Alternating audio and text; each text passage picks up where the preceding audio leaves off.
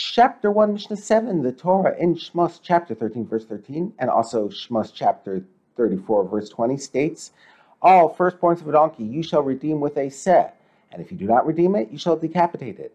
The Mishnah discusses the second option. If the owner of the Peter Hamor does not wish to redeem it, he must decapitate it from the back of the neck with a cleaver.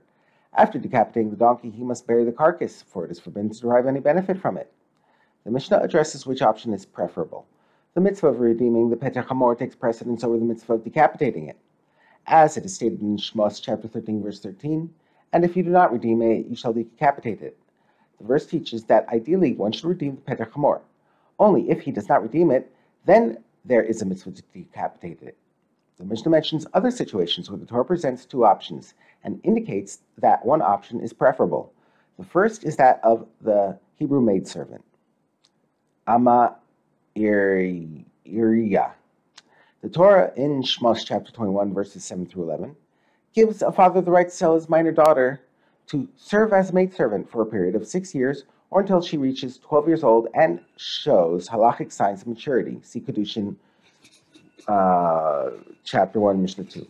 Her term of service as a maidservant also ends if her master takes her as a wife through what is known as yiyud, or if she redeems herself by repaying her master the amount that he paid minus a proportionate amount based on how long she has worked. The master is commanded both in the mitzvah of yiyud and in the mitzvah to allow her to go free by accepting the redemption money. The mitzvah of yiyud takes precedence over the mitzvah of allowing her to redeem herself, as it is stated in Shmos 21, chapter 21, verse 8. If she is displeasing in the eyes of her master who did not, perform yiyud with her, he shall allow her redemption. The verse indicates that yiyud is the preferred choice. If the master did not perform yiyud, he is obligated to allow her redemption. It is biblically forbidden to have relations with one's brother's wife, even after the brother dies. Nevertheless, if a man dies childless, the Torah lifts this prohibition and requires one of the dead man's brothers to marry the widow, in an act known as yibum. As long as yibum was not performed, the widow may not marry any other man. However, the surviving brother can perform a procedure known as chalitza, in which the woman removes his shoe, which releases them from the obligation of yibum, and allows the widow to marry another man. See Devarim chapter 25, verses 5 through 10. The Mishnah discusses which option is preferable. The mitzvah of yibum takes precedence over the mitzvah of chalitza. This was the case in earlier times when people would intend solely for the sake of the mitzvah involved. But now that they do not intend solely for the sake of the mitzvah, but are motivated by other considerations, the rabbi said the mitzvah of chalitza takes precedence over the mitzvah of yibum. Yibum may no longer be performed because without pure intent for the mitzvah of yibum, it is considered a forbidden relationship.